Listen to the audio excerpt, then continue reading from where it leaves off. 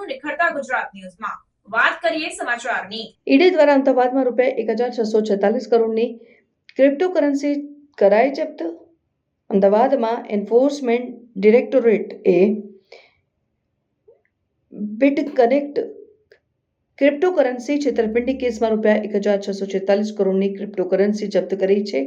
આ કાર્યવાહી prevention of money laundering act 2002 PMLA હેઠળ કરવામાં આવી છે, જે ભારતની કોઈપણ એજન્સી દ્વારા એક જ દિવસે જપ્ત કરવામાં આવેલી સૌથી મોટી રકમ છે।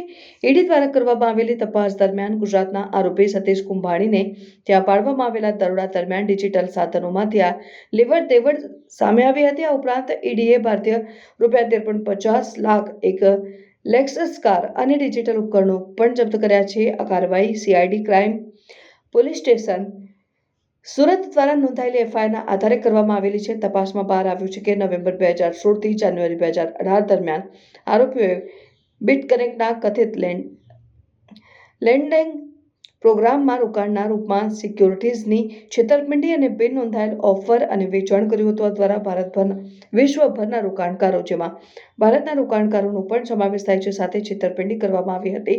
આ પહેલા ઈડીએ આ કેસમાં ₹489 કરોડની સ્થાવર અને જંગમ મિલકતો જપ્ત કરી હતી। આ કેસમાં વિદેશી નાગરિકોએ પણ બિટકનેક્ટમાં રોકાણ કર્યું હોવાનું જાણવા મળ્યું છે અને મુખ્ય આરોપીની વિરુદ્ધ યુએસએમાં પણ તપાસ ચાલી રહી છે।